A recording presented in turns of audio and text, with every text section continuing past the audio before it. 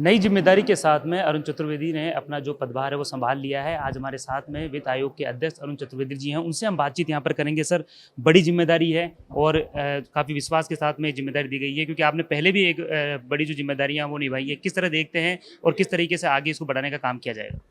निश्चित रूप से एक बहुत ही महत्वपूर्ण जिम्मेदारी केंद्र का नेतृत्व, प्रदेश का नेतृत्व, राजस्थान के मुख्यमंत्री ने मुझे दी है।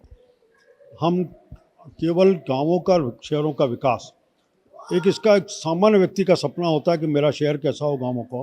प्रधानमंत्री जी का भी ड्रीम है। हम राजस्थान के सारे जितने फाइनेंशियल रिसोर्सेज हैं, उन सब रिसोर्सेज को कलेक्ट करके और सबके माध्यम से रिलोकेशन पंचायत और निकाय करते हैं। तो हमारा काम ये रहेगा कि उन सब सोर्सेज को खड़ा करना और कुछ नए सोर्स बना सकते हैं उसकी चिंता करना, उसके बाद गाँवों में पहुँचाना, समय पर पहुँचे, प्लानिंग हो और उसका यूटिलाइज हो सके, इसकी चिंता करना।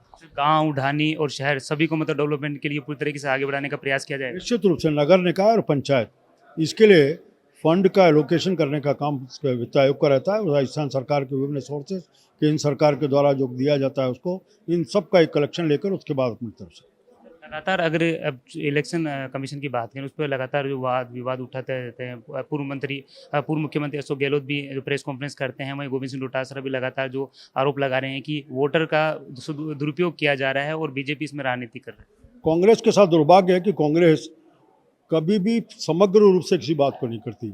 आज जब वो आरोप लगाते हैं, उस बात को भूल जाते हैं कि भारतीय जनता पार्टी जब जीतती है तब तो आप आरोप लगाते हो, और जहाँ भारतीय जनता पार्टी हार रही है वही ईवीएम है जिसे हम हरियाणा में जीत रहे हैं, और उसी ईवीएम के आधार पर हम कहीं हिमाचल में हार रहे हैं।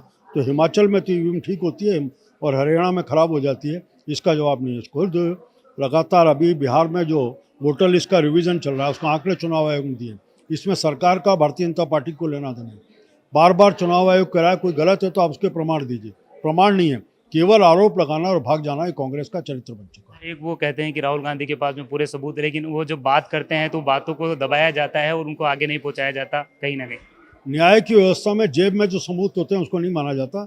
सबूत को सप्रमाण उस एजेंसी के सामने रखना पड़ेगा जिसके पास, जिससे आप शिकायत लेके जा रहे हो, तब उसके ऊपर खुले मन से विचार करके निर्णय कर सकते हैं। अगर पिछले 1.5 साल की अगर बात करें तो लगातार विकास के जो कार्य हैं वो होते हुए नजर आ रहे हैं, चाहे शहर की, चाहे ढानी की, चाहे गांव की बात करें।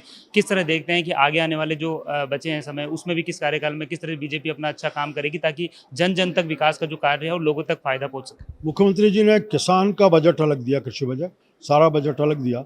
इसी प्रकार 2 बजट में हर जिले की विकास की योजना भी निकल करके आती है। ईआरसीपी को हमने मूर्त रूप होते हम देख रहे हैं, यमुना जल को बनते हुए हम देख रहे हैं।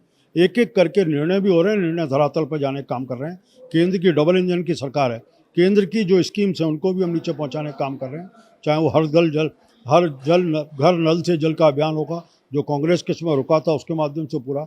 मुझे लगता है कि अभी दोनों मिलकर के, केंद्र और राज्य की सरकार, इन सब मिलकर के जो योजना बनी है उसको मूर्त रूप देकर जमीन पर उतारे। बिल्कुल, देखिए, ये थे हमारे साथ में अरुण चतुर्वेदी जी, जिन्होंने बताया कि किस तरीके से विकास के जो कार्य हैं वो लगातार किए जाएंगे और पिछले 1.5 साल के अंदर जिस तरीके से विकास के कार्य हुए, उसके बाद में जो कांग्रेस है वो घबराई हुई है। तो वहीं पर उन्होंने साफ तौर पे कहा है कि अब उन्होंने पदभार यहाँ पर संभाल लिया है और आगे आने वाले दिनों के अंदर इसका जो असर है वो भी यहाँ पर देखने को मिलेगा।